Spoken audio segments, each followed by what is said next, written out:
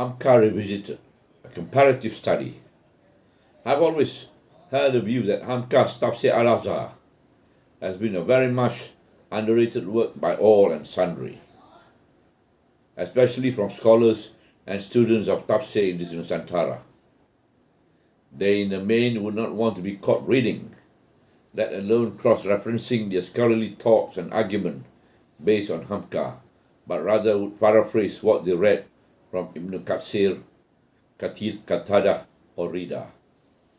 A scholarly friend of mine teaching theology in the university reminded me once that he opted for Ibn Kathir because this represents a Salafi attitude which may be lacking in contemporary work. Another scholar thought contemporary works may lack the necessary spirituality required. Both of them, I can presume, have not read Hamka. It is below their makam. In this year and age, when brothers and brothers could be dragged to court over family heirloom, as happened in Kelantan, when people would rather draw lines in the sand rather than look for commonalities, when churches and mosques could be burned down to indicate a point of view, the universal message from the only book of the God from the only book of God available to mankind become more succinctly relevant. The Quran is not a book of science. Neither is it a compendium of rules and regulation. It is a collection of divine letters directed to man via his messenger, Prophet Muhammad, peace be upon him, in the Arabic language, but aimed for all mankind, transcending times and space, be he a Malay, Indian, an Australian Aborigine, American, Finnish, or even Eskimo.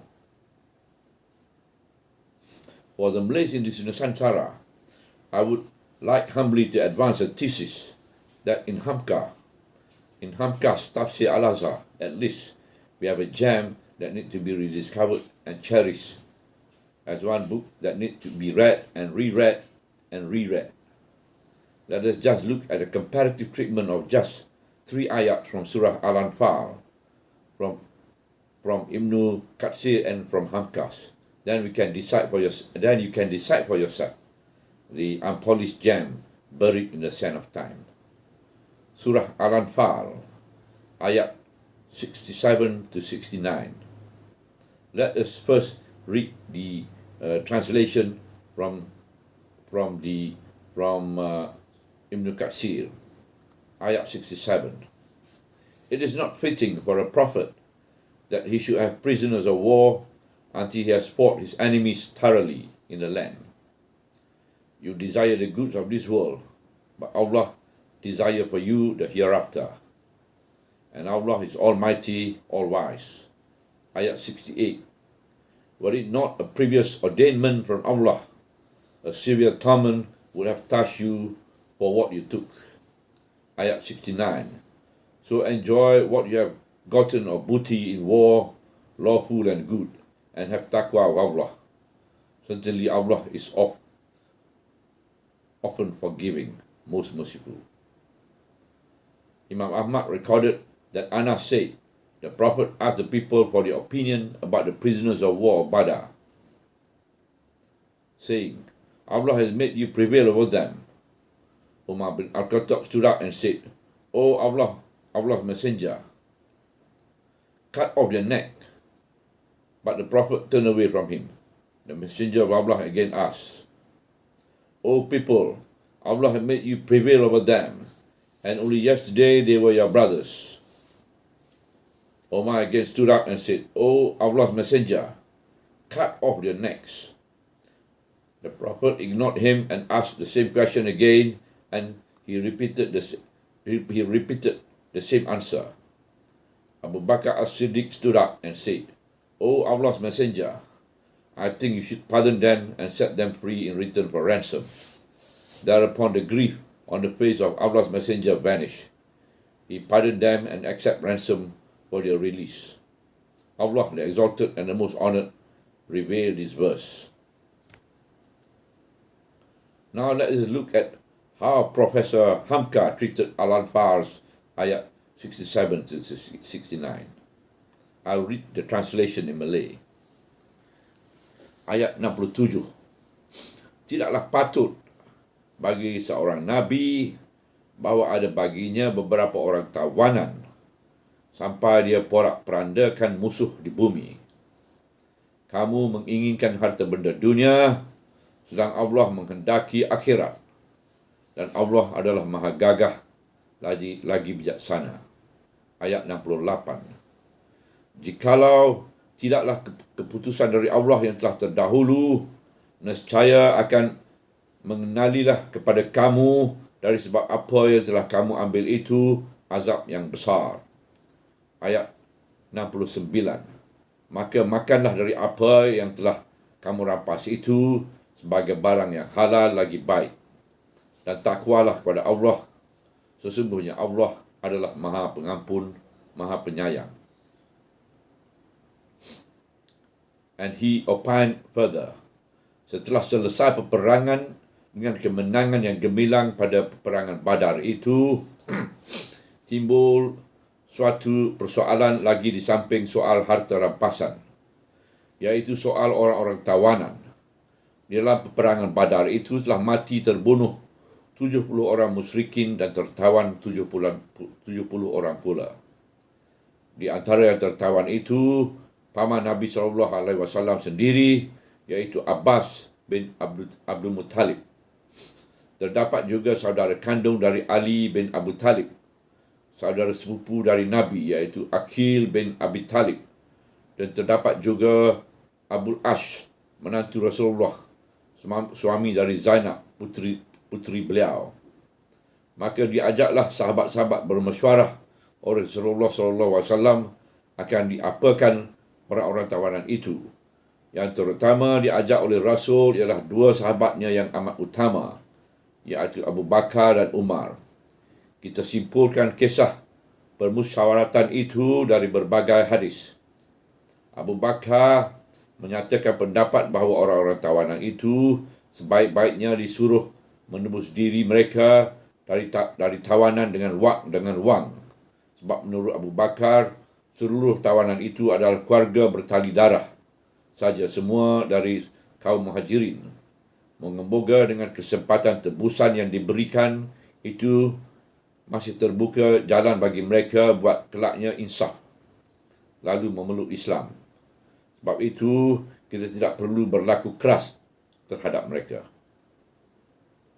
Tetapi Umar menyatakan pendapat yang sangat berbeza dengan pendapat Abu Bakar. Katanya seluruh tawanan itu hendaklah dibunuh. Meskipun ada pertalian keluarga di antara kita dengan mereka, yang terang ialah bahawa mereka telah mengusir Rasulullah. Mereka telah memerangi Islam. Sebab itu, mereka tidak boleh diberi hati. Biar masing-masing Islam membunuh keluarganya sendiri. Biar Ali bin Abu Talib membunuh Aqil, dan dia sendiri, Umar bin Khattab, membunuh saudaranya yang ikut di dalam peperangan itu. Kerana meskipun ada pertalian, namun mereka terang-terang musuh kita. Abdullah bin Rawahah, anak muda dari golongan Ansar, cenderung kepada pendapat Umar. Katanya lebih baik diikat seluruh tawanan itu, dibawa ke sebuah tempat yang banyak semak dekat di situ, lalu dibakar semua. Sa'ad bin Mu'az dari Ansar pun condong kepada pendapat Umar.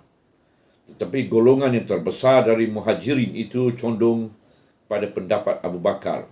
Cuma dasar fikiran sangat berbeza. Abu Bakar merasakan lebih baik tawanan itu disuruh menebuskan diri, ialah kerana hubungan keluarga. Tetapi golongan yang banyak yang menumpang usulnya itu bukanlah mengingatkan kekeluargaan mereka, melainkan mengingatkan harta benda tebusan itu, dengan alasan bahawa mereka yang pergi berperang umumnya miskin, kurang harta dan persiapan. Menurut riwayat Abu Saibah dan At-Tirmizi yang mengatakan bahawa hadis yang dirawikan itu ialah hadis Hasan, iaitu baik, dan Ibnu Munzir dan Ibnu Hatim dan At-Tabarani dan Al-Hakim yang menyatakan hadis itu sahih, dan Ibnu Mardawati dan Al-Bahaki dalam Dalailun Nubuwah diterimakan dari Ibnu Mas'ud, katanya setelah tawanan-tawanan Badar itu dibawa berhadapan Rasulullah, beliau ajaklah sahabat bermusyawarah. Abu Bakar berkata, "Ya Rasulullah, semua adalah kaum engkau, semua adalah keluarga engkau. Biarlah mereka tinggal hidup. Mudah-mudahan Tuhan memberi taubat kepada mereka." Berkata Umar, "Ya Rasulullah, mereka telah mendustakan engkau dan mereka telah memerangi engkau. Bahawa mereka berhadapan engkau dan potong leher mereka." Berkata pula Abdullah bin Rawahah, "Cari satu lembah yang banyak kayu api di sana dan bakar mereka hidup-hidup." Abbas yang turut tertawan dan mendengar usul-usul yang keras itu berkata, "Apakah engkau hendak memutuskan silaturahim?" Setelah mendengar pertimbangan-pertimbangan itu, Nabi pun masuk ke dalam kemahnya sebelum memutuskan pertimbangan dan pendapat mana yang beliau akan pegang. Kemudian beliau keluar, lalu beliau berkata, "Tuhan Allah telah membuat lembut hati setengah manusia selembut susu, dan Tuhan pun membuat keras hati setengah manusia sekeras batu. Engkau, hai Abu Bakar, adalah laksana Ibrahim alaihissalam yang berkata, 'Sesiapa yang mengikuti aku, maka dia itu adalah dari golonganku. Dan barang siapa yang mendurhakai aku, maka engkau, ya Tuhan, adalah Maha Pengampun dan Maha Penyayang.' Dan engkau, hai Umar, adalah laksana Nuh, tak kala dia berkata, 'Ya Tuanku, jangan engkau biarkan di atas bumi ini dari orang-orang kafir itu seorang pun penduduk. Aku tahu kamu ini miskin, sebab itu salah satu dari dua, iaitu tebusan atau potong leher.' Kemudian dari itu tersebutlah bahawa Rasulullah SAW mengambil keputusan, iaitu menyetujui Abu Bakar, iaitu segala orang tawanan diberi kesempatan menebuskan diri. Maka dengan keputusan yang diambil oleh Rasulullah itu dan telah dijalankan itu, puaslah Abu Bakar sebab hubungan keluarga terpelihara, dan puas pula penyokong-penyokong usulnya sebab mendapat harta tebusan yang menyebabkan mereka jadi kaya. Sebab selain dari harta rampasan, mereka juga dapat harta tebusan. Umar tunduk kepada keputusan itu. Tetapi pada besok paginya, terjadi suatu hal yang mengharukan bagi Umar bin Khattab. Dia datang ke kemah Rasulullah. Didapatinya beliau menangis dan Abu Bakar yang duduk di sisi beliau pun turut menangis. Menurut riwayat Imam Ahmad dan Muslim dari Ibnu Abbas, mereka melihat mereka menangis, berkatalah aku, kata Umar, "Mengapakah engkau menangis, ya Rasulullah? Mengapa engkau menangis, ya Abu Bakar? Kabarkanlah aku, apa sebab kamu berdua menangis? Kalau aku diberitahu sebabnya, supaya aku menangis juga bersamamu. Dan jika aku pandang tidak ada apa yang harus ditangiskan, aku pun akan menangis juga bersama tangisanmu." Maka menjawablah Rasulullah SAW, "Aku menangisi kawan-kawan kamu yang mengusulkan supaya tawanan itu menebus diri. Tuhan telah mengancam mereka dengan siksaannya lebih dekat dari pohon ini. Dan telah turun ayat, tidaklah patut bagi Nabi bahawa ada baginya tawanan-tawanan sebelum dia memporak-perandakan musuh di bumi." Maka jelaslah bahawa ayat ini turun menyatakan bahawa keputusan yang diambil oleh Rasulullah SAW itu adalah satu kekilafan.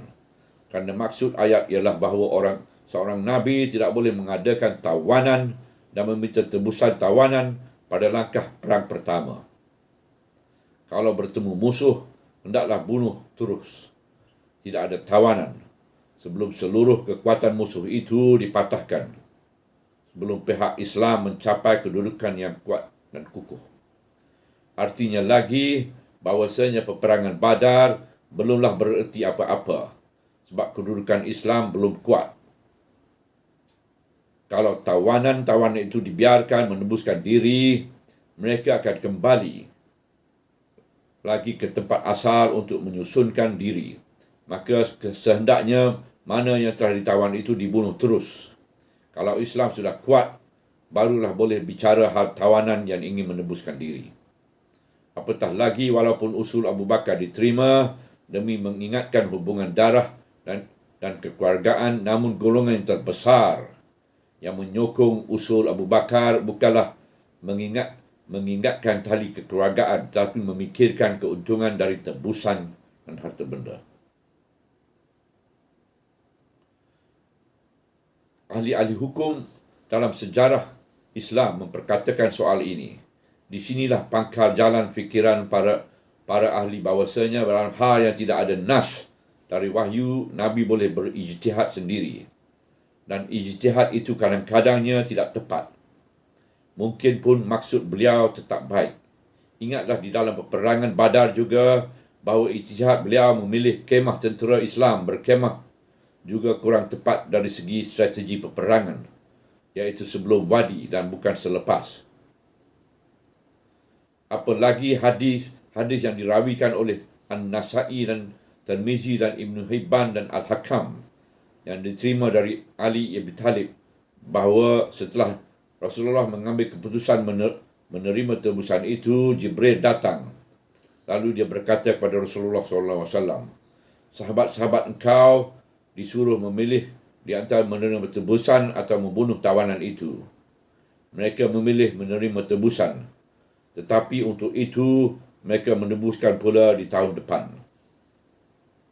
Apakah yang terjadi di tahun depan? 70 kaum muslimin tewas dalam peperangan Uhud. Melihat rentetan kejadian selanjutnya itu, beranilah kita menyatakan bahawa apa yang ditakuti memang terjadi. Meskipun kaum muslimin menang di Badar, namun salah satu sebab kaum musyrikin menuntut bela dan membalas dendam dalam perang Uhud ialah kerana sebahagian besar orang-orang yang menebus diri dari tawanan menyusun kekuatan kembali dan terus dan pihak muslimin di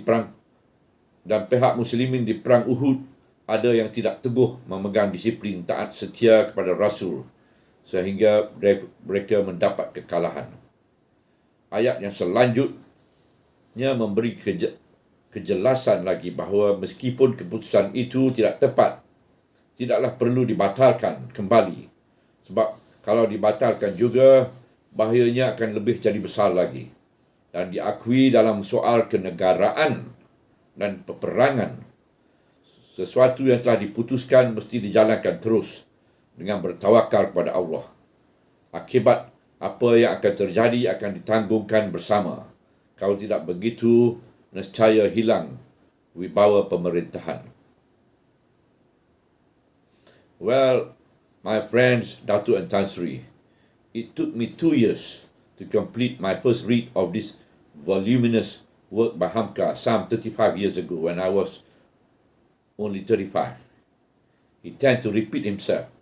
But through Hamka, you get an Islamic worldview of world history, all the relevant hadith related to any one ayat, and the Salafi as well as the contemporary view. I have tried Ibn Katsir, and I'm afraid even with my previous background on tafsir, I find the treatment of each ayat in comparison are too superficial and lacking in the required detail. I have to concede, Hamka is a long read, but then understanding the glorious Quran is a lifelong journey. So why hurry? I'm on my third read of Hamka. I never get tired of him. We need to make a major paradigm shift in our life, and the shift is in understanding the Quran more than what we collectively think we understand before. Only by this way could the Quran empowers our life in the right direction, negating all the ism and the false ideology, false philosophical stance, egotism and false belief. We as an ummah has been in a state of stupor for too long. Materially, morally and spiritually, we Muslims currently are the living dead of this world, impoverished by poverty, ignorance, bigotry, and at the official level, guilty of beggary, waiting for crumbs to fall from the high tables of the superpowers. At the personal and collective level, we have gone very far astray from the spirit and dictates of the message, and yet, like the Israelis of the Prophet Moses' time, still think we are the new God's chosen people. Islam is about excellence in the here and the hereafter. Rabbana atina fid dunya hasanah wa fil akhirati hasanatan wa qina azaban nar wa adkhilna jannata ma'al abrar ya aziz ya ghafar ya rabbal alamin. God, give us excellence in this world and excellence in the hereafter, and keep us away from the hellfire. Until we meet again, Assalamualaikum warahmatullahi wabarakatuh.